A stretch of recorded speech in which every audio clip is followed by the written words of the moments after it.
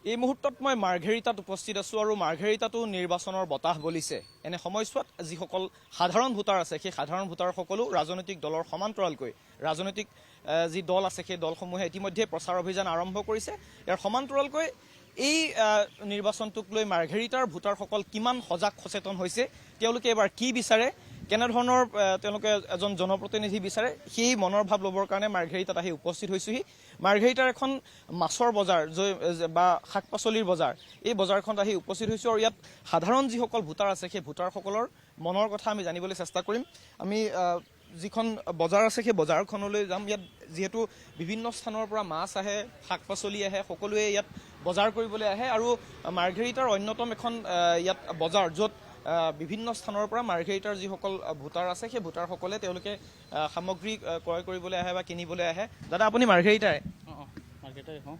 কেনেকুৱা দেখিলে বিগত সময়ছোৱাত ইয়াত বিজেপিৰ প্ৰতিনিধি এগৰাকী আছিল, তেওঁ মাৰ্ঘেৰিটাখনক কেনেকুৱা ধৰণে আগুৱাই নিছে আৰু ইলেকশ্যনক লৈ আপোনালোক কিমান দূৰ সজাগ হৈ আছে? চব মাৰ্ঘেৰিটা বহুত ডাঙৰ এটা সমষ্টি হয়, ইয়াত বহুত ডাঙৰ ডাঙৰ চেলেঞ্জ আছে, কিন্তু তথাপিও মই ক'ব বিচাৰোঁ যে মাৰ্ঘেৰিটাত যিজন বিধায়ক আছে বৰ্তমান ভাস্কৰ ডাঙৰীয়া, তেখেতে মানে কংগ্ৰেছৰ দিনতকৈ বহুত ভালকৈ কাম কৰিছে মাৰ্ঘেৰিটাৰ কাৰণে। কিন্তু মাৰ্ঘেৰিটা সামগ্ৰিকভাৱে আপুনি ৰাস্তা ঘাট, বিজুলী বাতি ক'ব পাৰে, ৰাস্তা দলং, এইবিলাকৰ কাম ভালদৰে হৈছে। কিন্তু মাৰ্ঘেৰিটা আটাইতকৈ ডাঙৰ সমস্যাটো হ'ল মাৰ্ঘেৰিটা নিবনুৱা সমস্যাটো। মাৰ্ঘেৰিটা এসময়ত উদ্যোগীকৰণৰ কাৰণে বিখ্যাত আছিলে, আমি কিতাপত পঢ়িছোঁ সৰু সময়ত, কিন্তু সেই উদ্যোগীকৰণ আজিৰ ডেটত মানে মাৰ্ঘেৰিটাত একেবাৰে নাই। ইয়াত যিখিনি গ্ৰেজুৱেশ্যন কৰি ডাঙৰ হয় ল'ৰা ছোৱালীবিলাক মেক্সিমামবিলাক বাহিৰতলৈ গুচি গৈছে আৰু ইয়াত লোকেলকৈ সংস্থাপন দিয়াৰ বাবে গভৰ্ণমেণ্টে একো ব্যৱস্থা লোৱা নাই। মই আশা ৰাখিছোঁ অনাগত দিনত যাতে তেওঁলোকে এইপিনে অলপ ধ্যান দিব। সেইটো কৈ মই ক'ব লাগিব। কংগ্ৰেছৰ এজন যুৱ প্ৰাৰ্থী ইয়াত অৱতীৰ্ণ হৈছে, প্ৰদ্যুৎ বৰদলৈৰ পুত্ৰ প্ৰতীক বৰদলৈ, আৰু এফালে অভিজ্ঞ ভাস্কৰ শৰ্মা। দুয়োগৰাকীৰ মাজত কেনেধৰণৰ আপোনালোকে সাধাৰণ ভোটাৰ হিচাপে কি দেখি আছে এইবোৰ? একচুৱেলি চাওক, পলিটিক্সটো একেদিনে আপুনি ষ্টাব্লিছ হৈ যাম বুলি ভাবি অহাটো এইটোতো মূৰ্খামী কথা বুলি ক'ব পাৰি। কাৰণ আপুনি ৰাইজৰ মাজত আগতীয়াকৈ থাকিব লাগিব, আপোনাৰ এক্টিভিটি হ'ব লাগিব। হঠাৎ ইলেকশ্যন আহিছে বুলি মই টিকেট বিচাৰি ওলালোঁ আৰু খেলি দিম বুলি ভাবিলে ভোটাৰ ৰাইজৰ মাজত বিভ্ৰান্তিকৰ সৃষ্টি কৰে। এইটো কোনো ফাইটেই নহয় মানে ওৱান চাইড। দাদা, মাছ আপুনি ক'ৰ পৰা আনে? মাছ বৰ ধুনীয়া ধুনীয়া মাছ দেখিছোঁ। এইবিলাক আমাৰ মাকুম কিলা বুঢ়ীদিহিঙৰ মাছ হয়। মানে ইয়াত আপুনি দি যায় নে আপুনি কিনি আনিব গ'লে? মোৰ ঘৰ কুৰুকাত বুঢ়ীদিহিঙৰ কিনাৰতে, তাৰ পৰা মই নিজেই জালুৱাবোৰৰ পৰা কিনি লৈ আহোঁ। কিমান দিনৰ পৰা ইয়াত মাছৰ ব্যৱসায় কৰি আছে? ইয়াত মোৰ প্ৰায় 10 বছৰমান হৈছে। ইলেকশ্যন আহিছে, ইলেকশ্যনৰ কাৰণে সাধাৰণ ভোটাৰ হিচাপে সাজু হৈছে নে নাই? সাধাৰণ ভোটাৰ হিচাপে সাজু হৈছোঁ। কেনেকুৱা দেখিছে এবাৰ ইলেকশ্যন? কেনেকুৱা ধৰণে? এফালে ভাস্কৰ শৰ্মা আৰু আনফালে প্ৰতীক বৰদলৈ, প্ৰদ্যুৎ বৰদলৈৰ পুত্ৰ। এইবাৰ যুঁজ এখন হ'ব, কিন্তু তথাপিতো ভাস্কৰ শৰ্মাই এইবাৰ জিকিব বুলি মানে আমাৰ চবৰে সন্দেহ হৈছে। আপোনালোকে এজন সাধাৰণ ভোটাৰ হিচাপে ইয়াৰ উন্নয়নটো কেনেধৰণে দেখিছে?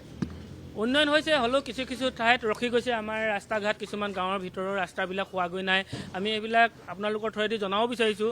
আমাৰ জংলু কুৰুকা ৰাস্তাটো আজিলৈকে ভিতৰৰ ছাইডে হোৱা নাই। এইবিলাক যদি আপোনালোকৰ থ্ৰুৱেদি যদি জানে, ভাস্কৰ শৰ্মাদেৱক আমি জনাব বিচাৰিছোঁ যে তেখেতে আমাৰ ৰাস্তা ঘাটবিলাক চাওক। মিৰিকা মাজুলী এটা ছাইডতো বনাবলৈ বাকী আছে, সেইটো ছাইডো যাতে হয়।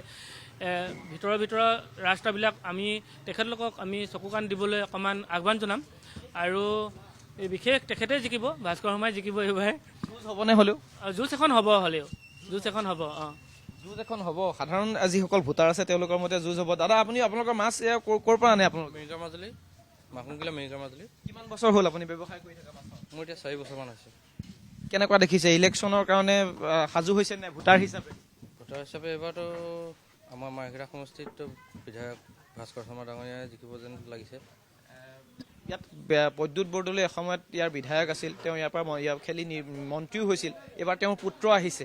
কেনেকুৱা ধৰণে কি দেখিছে? ভাস্কৰ শৰ্মা এজন অভিজ্ঞ আৰু এজন যুৱ নেতা, দুয়োজনৰ মাজত অলপ হ'লেও যুঁজ হ'ব যেন লাগিছে। এইবাৰ যুঁজ হ'ব যেন লাগিছে। কেলৈ কংগ্ৰেছৰ পাৰ্টিটো সেইদিনা মিটিঙত চাইছোঁ বহুত মানুহ হৈছে, বিজেপিও বহুত মানুহ হৈছে। এইবাৰ মানে দুয়োটাৰ মাজতে এইবাৰ যুঁজ হ'ব যেন পাইছোঁ। আৰু একদম আপোনাক কি বিশ্লেষণ কৰিবলৈ মই কোৱা নাই, এটা কথা সুধিছোঁ, এজনৰ নাম ল'ব লাগে যে মুখ্যমন্ত্ৰী পদৰ কাৰণে এইবাৰ দুগৰাকী নাম খুব চৰ্চাত আছে। এজন হৈছে গৌৰৱ গগৈ, আনজন হৈছে হিমন্ত বিশ্ব শৰ্মা।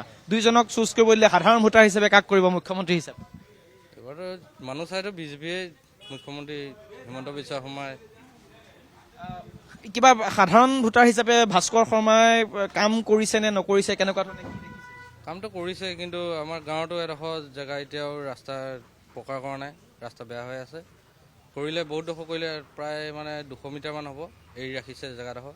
সেইটো কিয় এৰিছে সেইটো নাজানিছোঁ। কৈছিলে কি পঞ্চায়তে কৰিব, পঞ্চায়তে এতিয়ালৈকে কৰা নাই।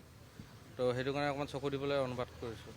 বিভিন্ন স্থানত কাম কৰিবলগীয়া আছে, কিন্তু সাধাৰণ যিসকল ভোটাৰ আছে সেই সাধাৰণ ভোটাৰসকলেও ইতিমধ্যে তেওঁলোক সাজু হৈছে। এফালে যুৱ নেতা প্ৰতীক বৰদলৈ, আনফালে প্ৰাৰ্থিত্ব ঘোষণা হোৱা নাই যদিও ভাস্কৰ শৰ্মাই ইতিমধ্যে মাৰ্ঘেৰিটাৰ পৰা প্ৰাৰ্থিত্ব লাভ কৰিব বুলি চৰ্চা চলি থকা পৰিলক্ষিত হৈছে। এনেধৰণে সাধাৰণ যিসকল ভোটাৰ আছে, খুৰা অকণমান আপুনি ইয়াৰে মাৰ্ঘেৰিটাৰে কেনেকুৱা কি দেখিছে এইবাৰ ইলেকশ্যন কেনেকুৱা হ'ব? এজন যুৱ নেতা উঠিছে কংগ্ৰেছৰ পৰা আৰু আনফালে এজন ভাস্কৰ শৰ্মা, কেনেকুৱা ধৰণৰ প্ৰতিদ্বন্দ্বিতা হ'ব যেন লাগিছে সাধাৰণ ভোটাৰ হিচাপে? সাধাৰণ ভোটাৰ হিচাপে ক'বলৈ গ'লে আমি যিফালে হাৱা বয় সেইফালেই আমি যাম, আৰু যিফালে হাৱা নবয় সেইফালে বহি থাকিম। হাৱা কোনফালে আছে এইবাৰ ক'ব নোৱাৰি। এইবাৰ হাৱাটো মানে আণ্ডাৰ কাৰেণ্ট হৈছে নেকি? ক'ব নোৱাৰি, কাৰণ কেলে দুই হাত দুই নাও, দুখন নাৱৰ ভিতৰত কোনে কাক কি কৰিব পাৰে কোনো ক'ব নোৱাৰে। আজিলৈকে যিটো কৰ্ম কৰিবলগীয়া আছে সেইটো কৰ্ম কৰিলে। এতিয়া ভাস্কৰ শৰ্মা উঠিলে MLA, এতিয়ালৈকে আমাৰ ইয়াত অপূৰ্ব বুলি কয়, অপূৰ্ব নহয়, অপূৰ্বই শিলগুট পাথৰ পেলাই পিনি মানুহ লগাই পিনি আমাৰ ৰাস্তাটো ভাল কৰি দিলে। কিন্তু ভাস্কৰ শৰ্মাই কি কৰিলে আমাক? সেৱক তেওঁ বহুত মানুহ আৰু ইফালে সোমোৱাই দিলে। 4-5 গাড়ী বল্ডাৰ পেলাই পিনি, পাথৰ পেলাই বল্ডাৰ চলাই পিনি ঠিক কৰি দিছে। তেওঁৰ নিচিনাটো যদি উঠে আমি তেওঁক ছাপোৰ্ট কৰিম। কি নহয় এইজনৰ কি আৰু কোনো দিয়া নাই। আজি বোকাত কত বছৰ, 10 বছৰ বোকাতে অহা যোৱা কৰিবলগীয়া হ'ল। তেওঁক যেতিয়া কমপ্লেইন কৰিলোঁ, কৰাৰ লগে লগে লগত পেলাই দিলে। সেইজন মানুহে আমাৰ বিধায়ক হ'ব লাগে। এইবিলাক এনে ওপৰতে বিধায়ক হৈ থাকিলে আমাৰ কোনো প্ৰয়োজন নাই। কাম কৰা বিধায়ক এজন লাগে। কাম কৰা বিধায়ক এজন লাগে। কি হ'ব এবাৰ মাৰ্ঘেৰিটাত কেনেকুৱা ধৰণে কি দেখি? মাৰ্ঘেৰিটাত এতিয়া ধৰিব পৰা নাই। এতিয়া কংগ্ৰেছেও পুৰা জোৰ লগাই আছে, বিজেপিওতো ঘূৰি ফুৰিছে আৰু জোৰ লগাইছে।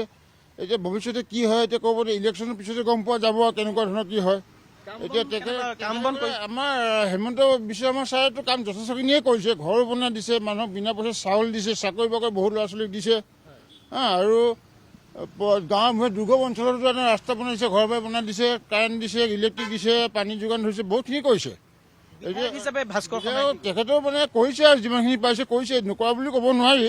তেখেতে কৰিছে আৰু তথাপিও মানে কামখিনি অকণমান আগবাঢ়িব পৰা নাই, মানে লাহে ধীৰে হৈ আছে। এতিয়া অহাবাৰ মাৰ্ঘেৰিটাত অকল ইয়াত ব্যৱসায় নহয়, উদ্যোগ স্থাপন কৰা বা ইয়াত যিসকল নিবনুৱা লোক আছে সেইসকল বিশেষকৈ যুৱক যুৱতী, শিক্ষিত যুৱক তেওঁলোকে কাম কৰিবলৈ বাহিৰলৈ যাব লাগে বা তেনেকুৱা ধৰণৰ এজনে কৈছে।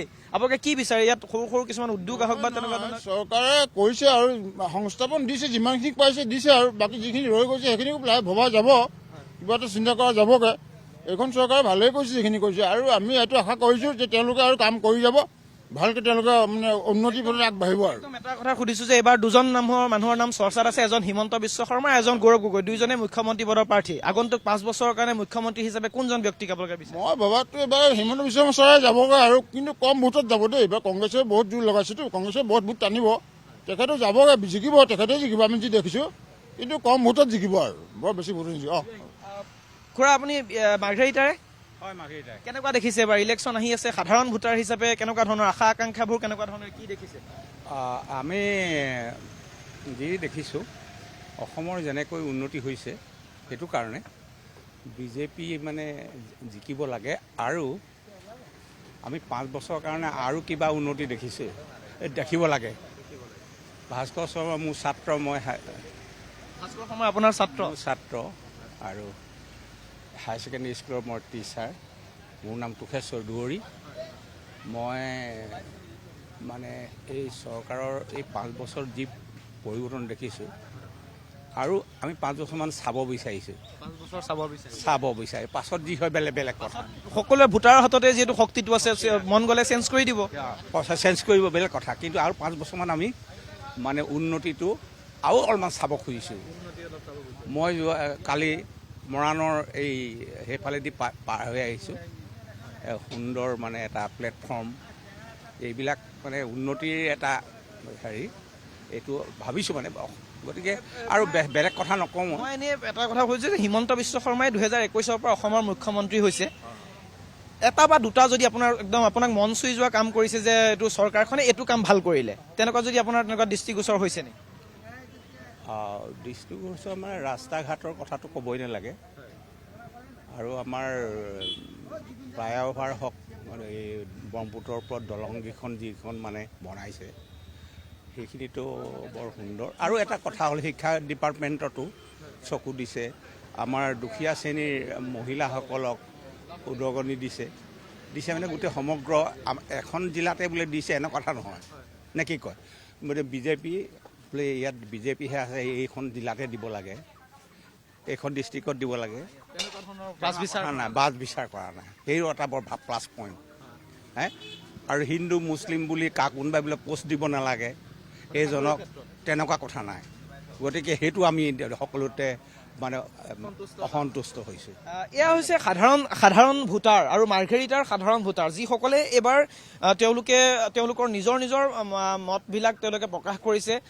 কোনোৱে ভাস্কৰ শৰ্মাৰ কামক লৈ সন্তুষ্ট বা কোনোৱে ভাস্কৰ শৰ্মাক পৰামৰ্শও দিছে, অনুৰোধ কৰিছে যে এনেকুৱা ধৰণৰ কিছুমান কাম কৰিব লাগে যিটোৱে সাধাৰণ জনতাক উপকৃত কৰিব। এনে সময়ছোৱাত মাৰ্ঘেৰিটাৰ যিখন ৰাজনৈতিক যুঁজ, সেই ৰাজনৈতিক যুঁজখন কিন্তু একপক্ষীয় হ'ব বুলিও বহুতে ক'ব বিচৰা নাই। কাৰণ এফালে যুৱ নেতা প্ৰতীক বৰদলৈ আৰু আনফালে বিজেপিৰ সাম্ভাব্য প্ৰাৰ্থী তথা বৰ্তমানৰ বিধায়ক ভাস্কৰ শৰ্মা। এনে সময়ছোৱাত মাৰ্ঘেৰিটাৰ যুঁজখন কেনেধৰণৰ হ'ব অনাগত দিনত স্পষ্ট হ'ব। মাৰ্ঘেৰিটাৰ পৰা কেমেৰা পাৰ্চন নিতুল কৃষ্ণৰ সৈতে লক্ষ্যজিৎ গোহাঁই, NKTV+।